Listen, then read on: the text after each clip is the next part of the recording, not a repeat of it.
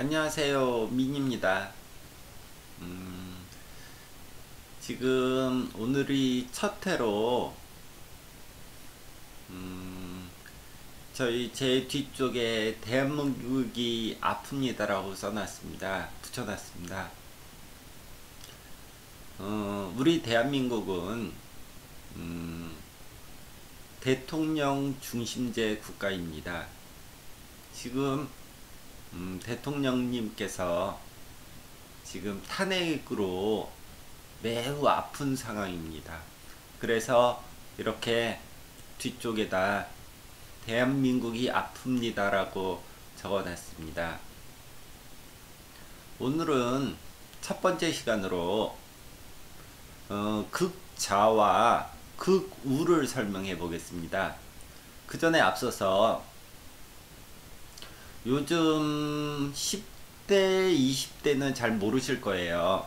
그거를 설명하는데 주로 시간을 다 쓰겠습니다. 제가 80년대, 90년대 대학생 학번으로 보시면 맞습니다. 80, 90 학번, 대학 학번이요.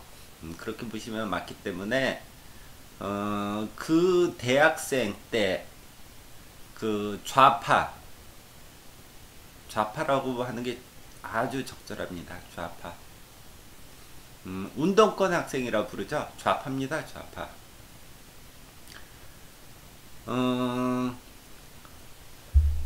극우와 극좌 이 두 가지가 있는데 제가 대학교 다닐 시절에 보면은 제가 데모 맨 끝 우리나라의 데모 맨 끝 최루탄 쏘는 마지막 세대입니다. 제가 대학생 생활 중에 없어진 거거든요. 최루탄이.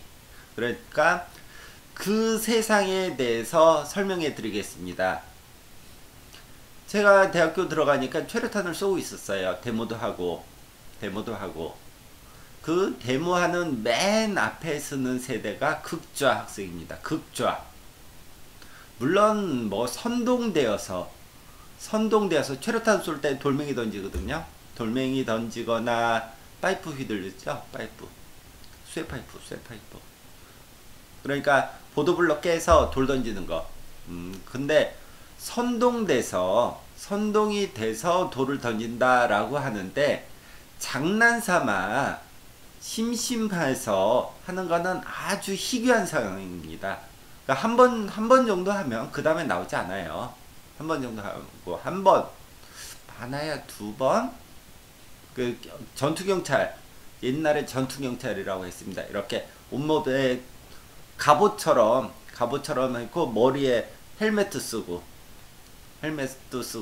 그리고 경찰이 헬멧도 썼었어요. 오토바이 헬멧보다 더 튼튼한 헬멧, 하키 헬멧 비슷하다고 보시면 됩니다. 까만 헬멧.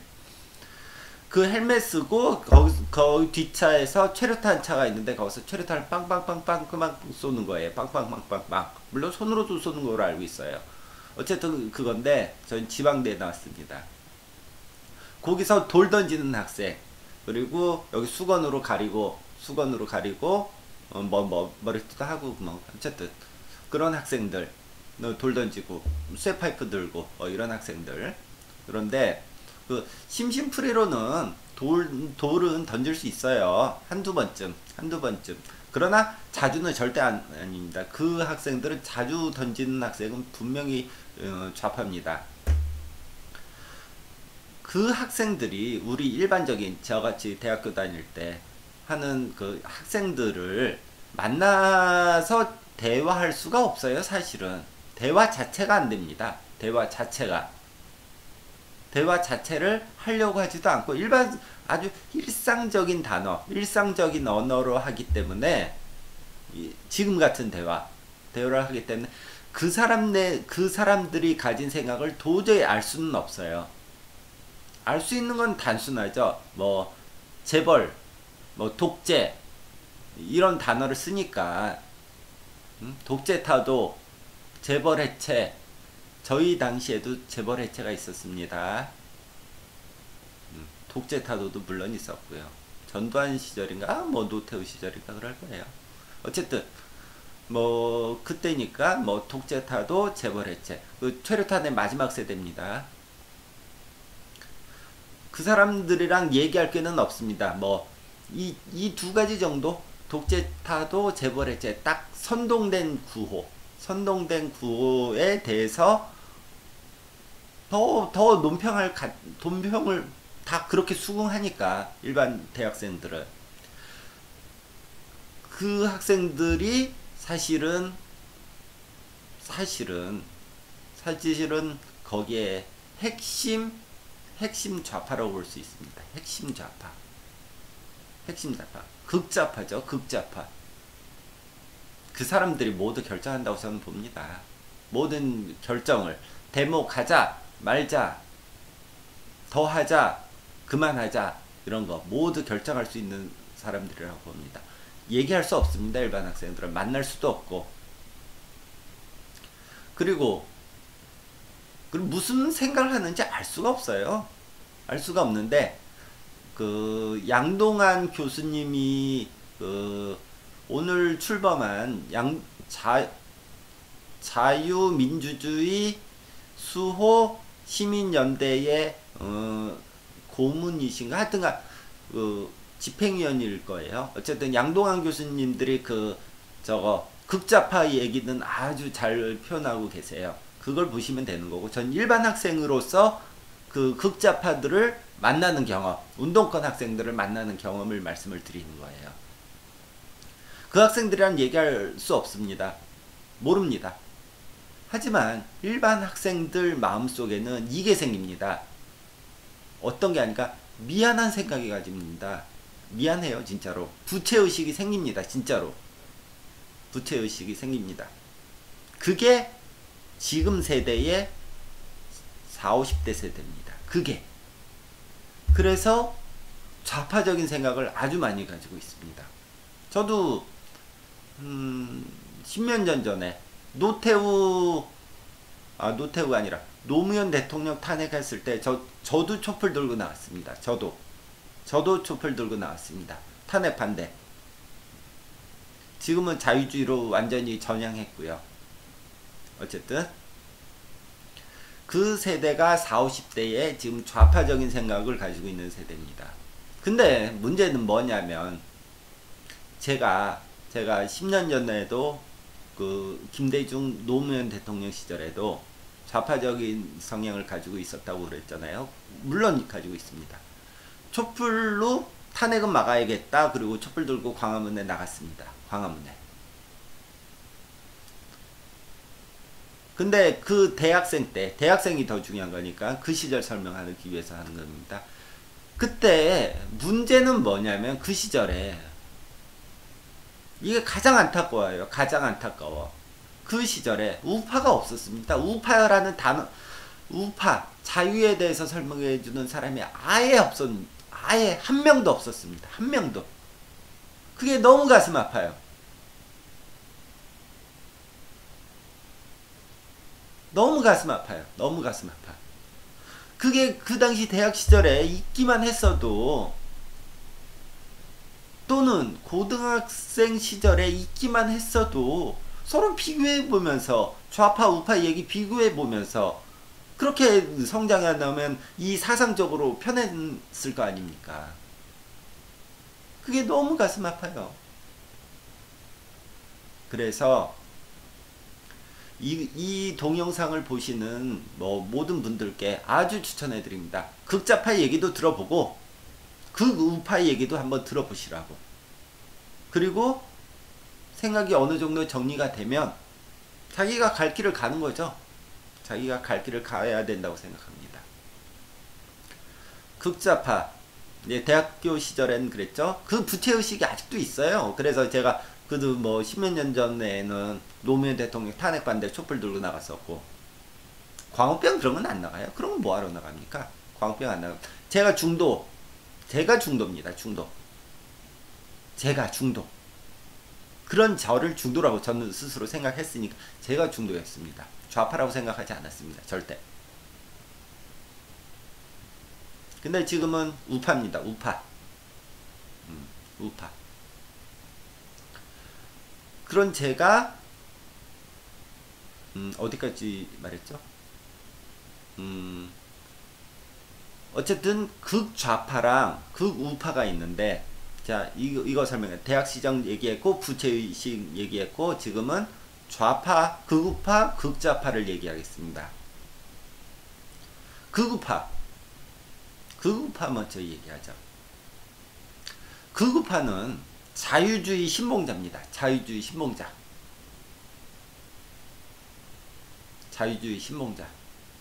극우파는 자유주의가 모든 것. 극우파입니다. 자유주의를 위해서 자유주의를 방해하는 세력을 대적할 수 있는 사람. 자유를 위해서 자유를 방해하는 세력을 대적하는 세력. 그게 극우파입니다. 극우파. 극좌파는 뭐냐?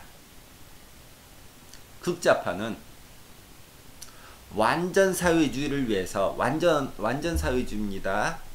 완전 사회주의는 다른 말로 공산주의라고 불러도 아주 문제 없습니다. 완전 사회주의를 위해서 우파를 대적할 수 있는 사람. 그게 극우파. 극좌파. 그 자유주의 쪽에서는 뭐 종북, 빨갱이 이렇게 부르죠. 극좌파를. 극좌파에서는 뭐라고 부릅니까? 극우파를 그냥 꼴통이라고 부릅니다. 꼴통. 수구꼴통 이렇게 부릅니다. 어쨌든 그러면 극우파 먼저 설명하겠습니다. 자유주의자는 공부를 많이 해야 됩니다.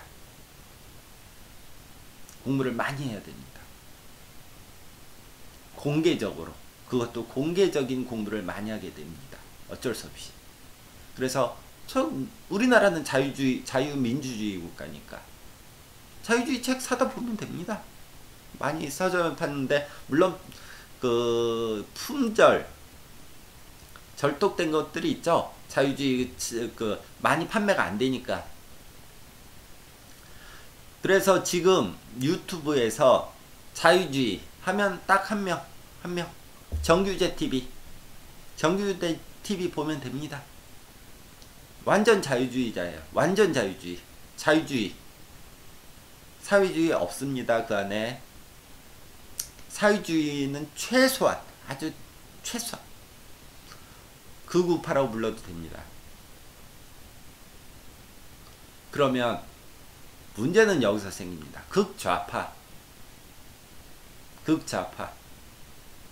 극좌파는 완전 사회주의라고 생각하죠. 그래, 완전 사회주의이기 때문에 공산당이라고 불러도 아주 문제 없습니다. 빨갱이라고 불리는 그런 세력.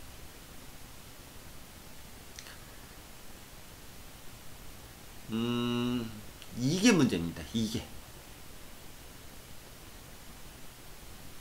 자유를 눈뜨고 볼 수 없는 집단, 극좌파. 그러면은 이 사람들이랑 대화가 통하지 않습니다. 머릿속에 혁명만 가득합니다. 혁명. 사회주의 혁명. 극좌파, 사회주의 혁명. 그래서 표면으로 나타나지 않는 세력들. 극우파는 다릅니다. 우파는 공부를 많이 해야 되기 때문에 공개적으로 공부를 많이 하기 때문에 그 자체가 교수가 될 수 있습니다. 그 자체로 공부를 많이 해서 그 자체가 교수님이 될 수 있습니다. 그리고 떳떳하니까. 저희 나라는 자유민주주의 국가이기 때문에 떳떳하게 자유민주주의에 대해서 얘기할 수 있습니다. 공부 많이 해갖고 쌓이면. 근데 문제는 극좌파입니다. 극좌파로 공부 많이 했다고 칩시다. 볼셰비키 혁명이든 주체사상이든 뭐가 됐든 좋습니다. 그쪽으로 최고의 공부를 다 했다고 칩시다. 밖에 나와서 떳떳하게 이 이론을 얘기할 수 있습니까? 우리나라는 자유민주주의 국가입니다. 얘기 못합니다. 그래서 이쪽은 어떻게 행동을 하냐? 점조직으로 합니다. 점조직. 절대로 신분 노출을 안 합니다. 그게 통진당의 이석기 사건입니다. NL 계열 주사파의 대부. 아마 맞을 겁니다. 대법원 판결도 있으니까 판결을 읽어보면 될 겁니다. 원래 주사파의 대부는 우리나라에 강철에 서신하는 그분 있습니다. 지금은 전역에서 북한 인권 문제 하시는 분. 그분이 대부죠. 그분이 대부. 그 외에는 떨거지들. 사실 떨거지 중에 하나가 이석기였으니까. 극우파. 극좌파. 그래요. 이 사람들이랑은 일상적인 대화가 되지 않습니다. 일상적인 대화. 자유주의는 일상적인 대화가 가능합니다. 자유에 대해서. 왜? 한국은 자유민주주의 국가이니까. 이쪽은 완전 사회주의, 공산주의니까. 아직도 이 사람들이 있어요. 안타깝게도 우리나라에. 통진당 몇 명 감옥 갔다고 이 사람들이 이 세력이 다 없어졌겠습니까? 설마. 그게 지금 이 대통령 탄핵을 불러일으킨 가장 큰 요인이라고 생각합니다. 이 세력들이 남아있어서. 광화문 촛불 집회 가보세요. 이석기 석방하러 나오죠. 당연히 이 세력이 그런 겁니다. 통진당이라는 국가에서 인정받는 정당에 소속된 사람이었는데 하루아침에 이상하게 없어졌으니까 그렇게 되는 겁니다. 그래서 자유민주주의를 부정하고 북한 공산당을 추종하는 종북 세력이죠. 종북 세력.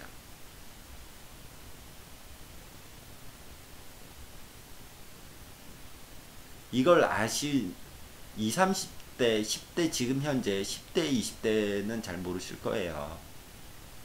그리고 더 오래된 세대도 잘 모르실 거니까 앞으로 제가 그 몇 편에 걸쳐서 이 탄핵 사건이 종결되는 전까지 꾸준히 앞으로 계속 올리겠습니다. 지금 대한민국이 아픕니다. 여러분의 저는 이렇게 제가 다른 건 제가 할 수 있는 건 없고 이렇게라도 제 경험을 이렇게 동영상으로 알려드리는 게 저의 아픈 대한민국을 위하는 길이라고 생각합니다. 감사합니다.